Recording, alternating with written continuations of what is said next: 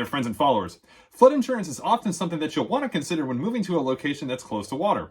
Florida is not only surrounded by the ocean, but has large bodies of water throughout the state as well.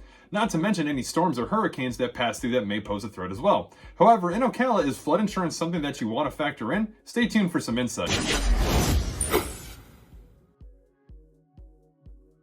So yes, as always, welcome back. Here with you, your local Ocala realtor.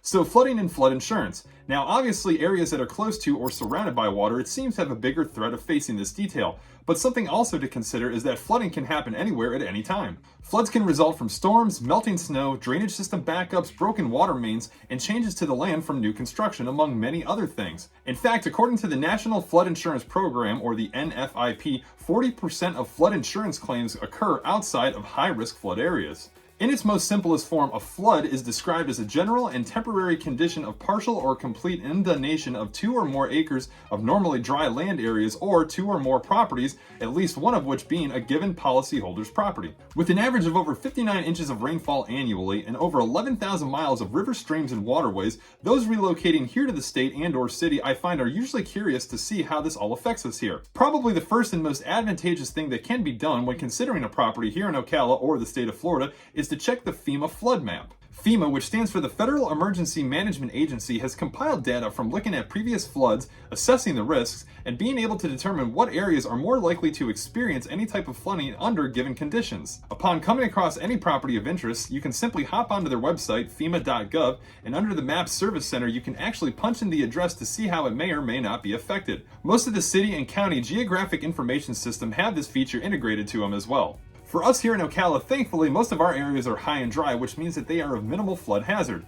We do still see some areas affected either in low-lying plains or perhaps next to a body of water like a lakefront property. For those areas that are affected, they are then classified as special flood hazard areas, and if you are purchasing a property that falls in one of those areas by means of a finance loan, you may be required by your lender to obtain flood hazard insurance as a condition to ultimately close on your loan and home.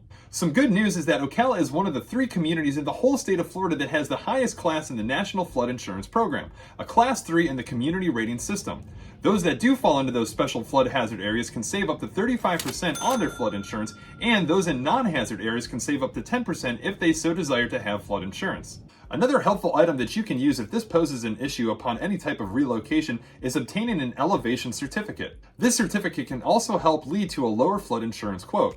The certificate will show in detail the location of the building, the lowest floor elevation, characteristics, and overall flood zone code. While these are mostly optional for insurance purposes, in some cases they are still a necessity for certain things like a letter of map change or floodplain management building requirements, which ultimately affects the community rating system and documentation.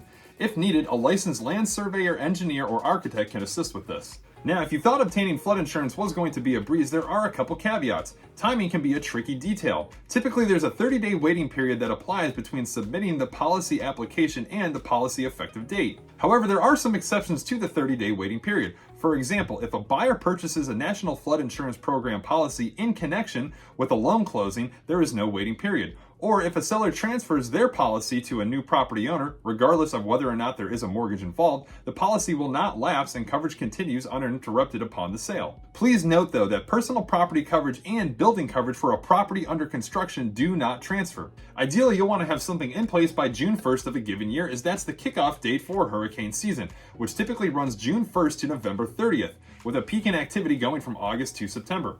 Also, please be aware that many of the private firms that now offer flood insurance will not issue new policies if the state is being threatened by hurricane activity. National Flood Insurance Program policies specifically will have a 30-day grace period upon the last day of an effective annual term. However, loss claims that are made during that 30-day grace period will only be honored if the policyholder pays the yearly renewal rate before that grace period ends.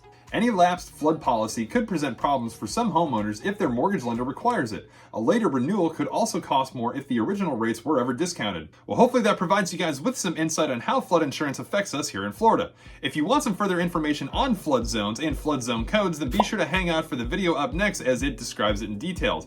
If you're wanting that information as you're considering a relocation here to the state or the city of Ocala, drop a comment below or find my information and reach out to me directly. Be sure to like and subscribe to the channel to stay up to date with great videos like this. As always, thanks for tuning in and checking out the videos, and we'll catch you guys on the next.